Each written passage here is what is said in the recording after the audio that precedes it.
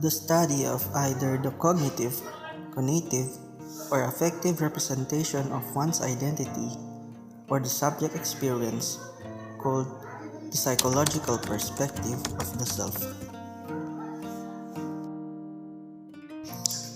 In this topic, the learning content are: first, the self as a cognitive construct; second, true self and false self; third, ideal self-concept and real self-concept; fourth, unified self and multiple self; and fifth, agentic self and proactive self.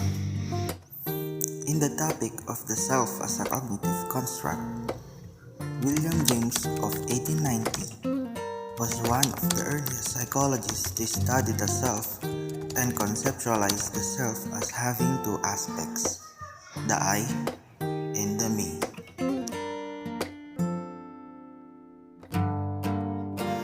I self is the thinking, acting, and feeling self. As the one who acts and decides, reflects what people see or perceive themselves doing in the physical world.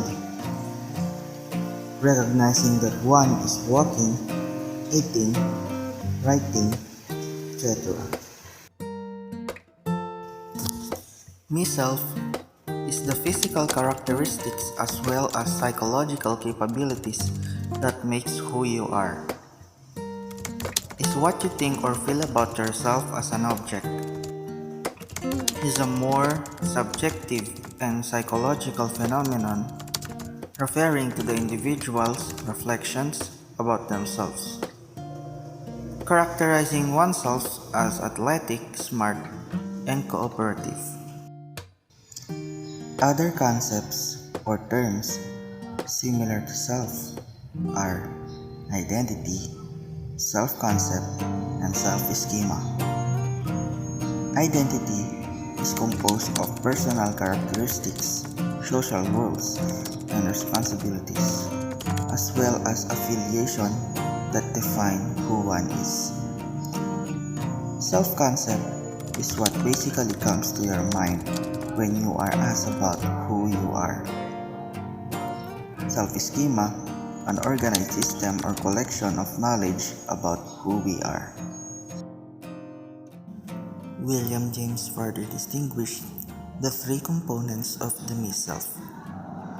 These are the material self, the social self, and the spiritual self. The material self, for example, tangible objects or possessions we collect for ourselves. The social self, for example, how we interact and portray ourselves within different groups, situations, or persons. And the spiritual self, for example, internal dispositions. Sigmund Freud, in his famous psychoanalytic theory of personality, he composed the three elements of personality. These are the id, the ego, and the superego. The id is driven by the pleasure principle, which strives for more immediate gratification of all desires, wants, and needs. The ego operates based on the reality principle, which strives to satisfy its desires in realistic and socially appropriate ways. The superego is the aspect of personality that holds all of our internalized moral standards and ideals that we acquire from both parents and society, our sense of right and wrong. Freud delineated the mind into distinct levels, each with their own roles and functions.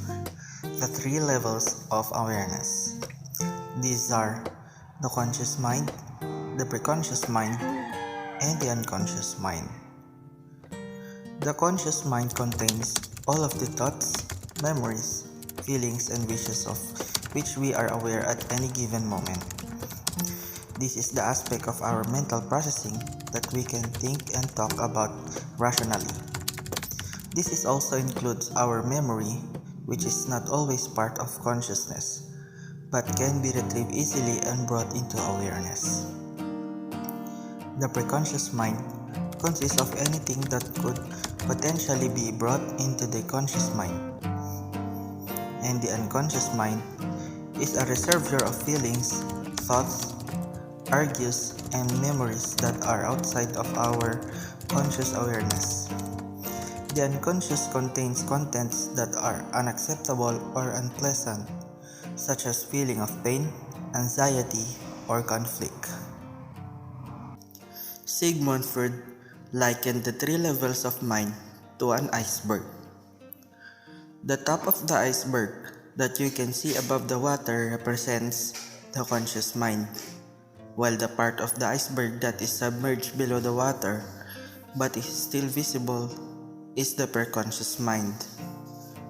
And the bulk of the iceberg that lies unseen beneath the waterline represents the unconscious mind. Topic number 2. True Self and False Self. What is true self and false self? True self, when there is true self that has a sense of integrity, of connected wholeness that harks to the early stage. False self, when the person has to comply with external rules, such as being polite or otherwise following social codes, then a false self is used. The false self constantly seeks to anticipate demands of others in order to maintain the relationship. There are two kinds of false self. These are the healthy self and the unhealthy self. Healthy self, when the false self is functional both for the person and for society, then it is considered healthy. The healthy false self feels that it is still being true to the true self. It can be compliant but without feeling that it has betrayed its true self. When the situation becomes difficult, the true self can still override the true self and so acts as an effective conscience or superego. And the unhealthy self, a self that fits in but through a feeling of forced compliance rather than loving adoption, is unhealthy. When the false self wins debates against the true self, the person finds that they are unable to be guided by their true selves and so has to adapt to the social situations rather than assert itself. Next is the ideal self and the real self. In psychology, the real self and the ideal self are terms used to describe personality domains. The real self is who we actually are. The ideal self, on the other hand, is how we want to be. It is an idealized image that we have developed over time based on what we have learned and experienced.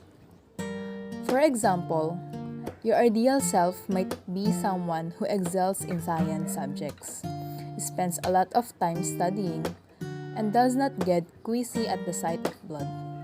If your real self is far from this idealized image, then you might feel dissatisfied with your life and consider yourself a failure.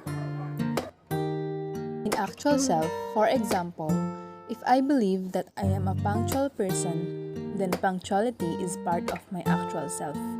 Similarly, if my colleagues describe me as being punctual, and I am aware of this description, then punctuality is an attribute contained in my actual self.